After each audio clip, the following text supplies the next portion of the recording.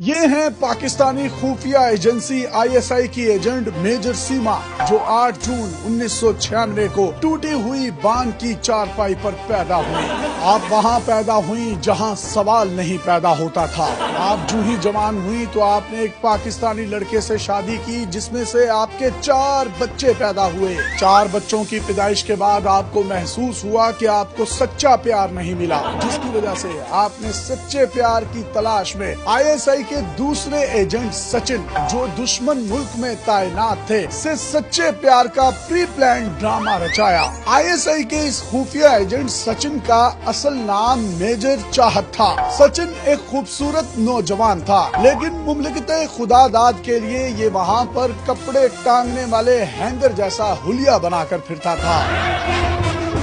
Major سیما کو سچن کے ساتھ مل کر ایک عظیم مشن کی تکمیل کرنی تھی، لہٰذا میجر سیما کو ہر صورت میں مملکت خدا داد کراس کر کے دشمن ملک میں قدم رکھنا تھا۔ میجر سیما 4 بچوں کی ماں تھی اور ان بچوں کو چھوڑ بھی نہیں سکتی تھی، لہٰذا میجر سیما نے بچوں سمیت عشق پیچھے پجندہ فیصلہ کر لیا۔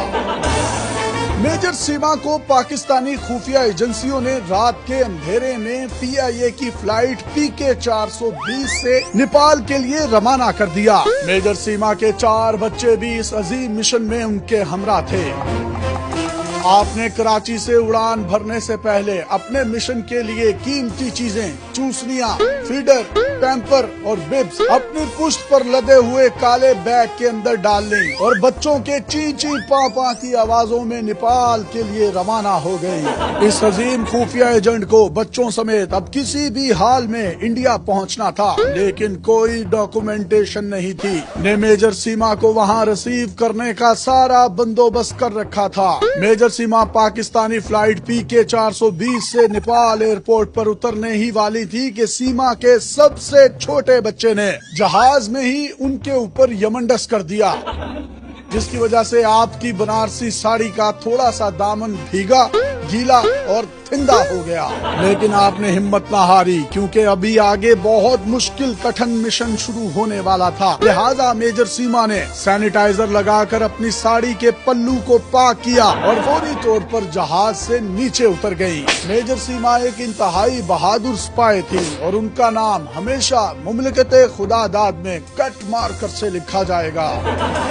اب نیپال سے انڈیا جانے کا عظیم مشن شروع ہوا چاہتا تھا۔ وہ جیسے تیسے کر کے بچوں سمیت بڑی ہوشیاری سے انڈین کمرشل فلائٹ 430 میں بیٹھ گئیں۔ بچوں کی چیچی اور 2 فلائٹوں کا مسلسل سفر آپ کو مکمل طور پر تھکا چکا تھا، لہٰذا آپ نے جہاز میں ہی تھوڑی دیر آنکھ لگانے کا فیصلہ کیا۔ آپ نے جو ہی آنکھ لگائی کہ اچانک آپ کے سب سے چھوٹے بچے نے بڑا پیشاب کر دیا، لیکن آپ کے اوسان خطا نہ ہوئے۔ کمال مہارت سے جہاز میں ہی پیمپر کو منہ سے کھولا اور شمالی علاقہ صاف کر دیا۔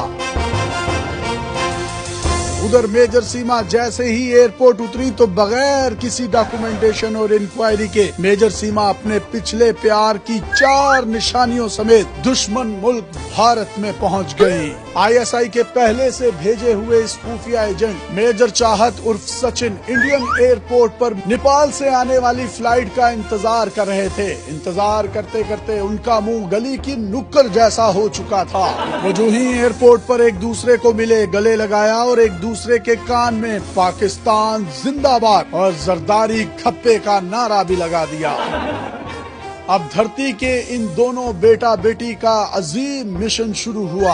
ISI کی اس عظیم ہیروئن نے صرف 6 ماہ میں پوری ہندی میجر چاہت عرف سچن سے فون پر سیکھ لی تھی، کیونکہ دونوں فون پر ہی بات کیا کرتے تھے۔ میجر سیما نے عظیم مقصد کے لیے پچھلے ہسبینڈ سے طلاق لینے اور اس کو چھوڑنے کا ڈرامہ بھی کیا اور کہا کہ پچھلا اقبال کا شاہین کمزور ہو چکا ہے، لہٰذا اسے اپنے 4 بچوں سمیت سچن کے ساتھ ہی رہنا ہے، اور اس نے سچن سے کامیابی سے شادی کر لی، جہاں سے ان پاکستان کے 2 عظیم لوگوں کا مشن مکمل طور پر کامیاب ہو گیا۔